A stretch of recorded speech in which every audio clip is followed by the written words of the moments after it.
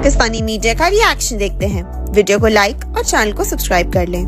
भारतीय सेना को और हमारी इंटेलिजेंस सर्विसेज और जितने भी फोर्सेस कश्मीर में काम कर रही हैं उनको मिली है बड़ी सफलता। कल पांच एक साथ पांच बड़े बड़े टट्टू ठोके हैं अच्छे से, और 34 राष्ट्र राइफल को जो वहां पर यूनिट ऑपरेट कर रही है कुलगाम के अंदर, जहां पर उनको बड़ा ही सक्सेसफुल एक ऑपरेशन उन्होंने करा, जिससे ये 5 जो हिजबुल मुजाहिदीन के टेररिस्ट हैं इनको ठोक ठाक के बराबर कर दिया गया है। इसमें देखिए एक जो सबसे बड़ा कमांडर जो काफी टाइम से इस जगह के अंदर ऑपरेट कर रहा था, जिसका नाम है फरूक नली, ये बेसिकली एक ओल्डेस्ट सर्विंग हिजबुल कमांडर है इस रीजन का। और ये जो बुरहान वानी का जो ऑपरेशन था उस टाइम पे जो पीआर किया गया था पाकिस्तान की तरफ से, उसका एक बहुत बड़ा पार्ट था और उसको कल ठोक ठाक के बराबर कर दिया गया है। ये इतने टाइम तक कैसे सर्वाइव करा ये भी काफी एक मिस्ट्री है, लेकिन ये चीज हमको समझ में आनी चाहिए कि साहब किस तरह से यहाँ पर जो ऑपरेशन करे गए हैं एक साथ 5 ठुके हैं। नॉर्मली इतने बड़े बड़े कमांडर इनके हिजबुल मुजाहिदीन और लश्कर तैयबा के एक साथ नहीं घूमते हैं, लेकिन कल कुछ बड़ा ही इंटरेस्टिंग सा एक ऐसा मौका मिला फौज को, जिसने इनको ना तो घेरा, ऊपर से ऑपरेशन करा और उनकी तरफ से रिटेलिएटरी फायर को काउंटर करने के बाद हमारे 2 जवान जिनको गोली लगी वो तो एकदम ठीक हैं और रिकवर कर जाएंगे, लेकिन जो एक्शन उसके बाद हुआ उससे ये 5 की अपने फोटोग्राफ से सबने देखी होंगी।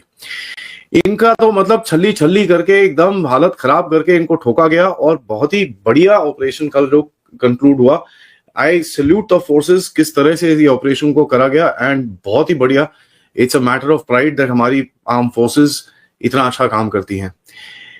नाउ देखिए ये जो कुलगाम का जो एरिया है ये काफी टाइम तक शांत था। इतने टाइम से यहाँ पर चीजें कुछ थोड़ी ठंडी थी, लेकिन बड़ा ही इंटरेस्टिंगली ये 4-5 यहाँ पर पकड़े गए और इनको, जैसे मैंने आपको बताया, कि इनको ठोका गया। ये जो फरूक नली था बेसिकली, ये फरूक नली भट्ट बेसिकली ये एक रेप्यूटेबल फैमिली का है बंदा। ये ऐसी कोई लोकल छोटी मोटी फैमिली का नहीं है। एज अ मैटर फैक्ट ये फैमिली का बड़ा सक्सेसफुल एप्पल का बिजनेस है। इसने करीब पूरी एजुकेशन खत्म करी अपनी गवर्नमेंट रन स्कूल्स में यारीपुरा में, क्लास 12 पास करी 2002 के अंदर, एंड इसका एक भाई डॉक्टर भी है by the way. Well educated family है, one of the richest in Kulgam. तो कई लोग बोलते हैं ना कि भाई ये एजुकेशन करेंगे तो ये जो जिहादीपना है ये हट जाएगा और लोगों को अपॉर्चुनिटी मिलेगी, ऐसा कमाएंगे तो ये जिहादीपना हट जाएगा। देखिए ये कुछ हद तक सच है, कुछ हद तक बिल्कुल भी सच नहीं है, क्योंकि ये जो गंदी आइडियोलॉजी है ये किसी के दिमाग में भी घुसती है और इनको फर्क नहीं पड़ता as a matter of fact किस फैमिली से आते हैं, किस चीजों से आते हैं। और यहाँ पर जो बोला जा रहा है कि भाई फैमिली को काफी शौक था कि ये मिलिटेंसी में घुसा है। देखिए ये फैमिली को शौक और ये सब चीजें तो अभी बाहर निकलेंगी, लेकिन क्योंकि क्या है ना, अभी तो वो ठुक गया है। अभी तक तो कोई 2002 से वो इस चीजों के अंदर घुसा हुआ था, 2005 से इन चीजों के अंदर घुसा हुआ था, तब तक तो कोई शौक किसी को दिखा नहीं और कोई भी शौक बाहर नहीं आया। अब जब वो ठुक ठाक के बराबर हो गया है तो फैमिली को बड़ा शौक सा लग रहा है, तो ये भी हमको समझ में आना चाहिए।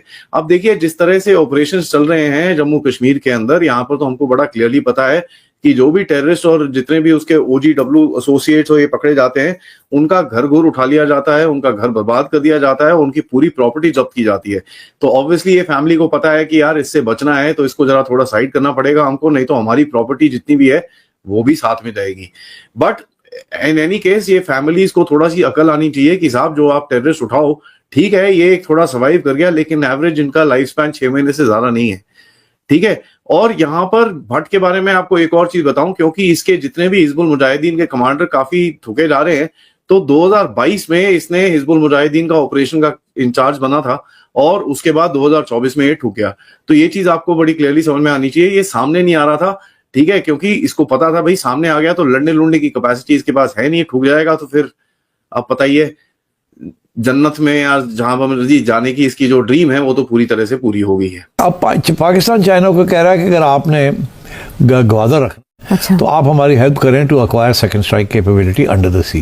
अच्छा, वी हैव सबमरीन्स, ऐसी बात नहीं है we don't have submarines, but उसके लिए और भी कोई रिक्वायरमेंट्स होती है, एंड उसके लिए चाइनीज हेल्प की जरूरत है इनको to have a second strike under the sea capacity. मेरा ख्याल है लैंड में तो है इनके पास कि अगर कोई ट्राई भी करे कि before they can destroy all the facilities, we have the capacity to strike. जी ये है। बट अगर you know under the sea वाली जो चीज़ है ना, वो is a very interesting development. अच्छा, अब चाइना का प्रॉब्लम यह है कि China is a signatory to the non proliferation regime. अच्छा, चाइना ने इंटरनेशनल ट्रीटी साइन की हुई है कि हम किसी की हेल्प नहीं करेंगे टू प्रोलिफरेट। प्रोलिफरेट का मतलब है अपने न्यूक्लियर आर्सेनल को बढ़ाना।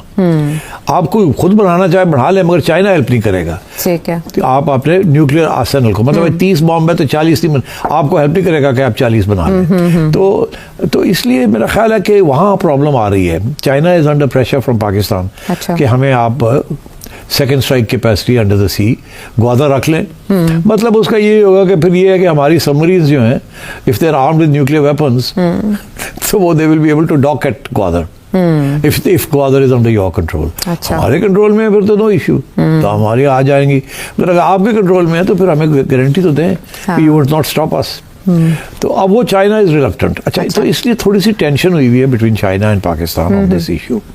अच्छा, मगर और चाइना जो है, एज आई सेड, उसने साइन की हुई treaties, he can't afford to do something like that. तो ऊपर से सिपेक के ऊपर भी प्रॉब्लम्स चल रहे हैं चाइना के साथ। अच्छा, आपको पता ही है, सिक्योरिटी इश्यूज चल रहे हैं। अभी तक वो मामला तय नहीं हुआ। तो पाकिस्तान चाइना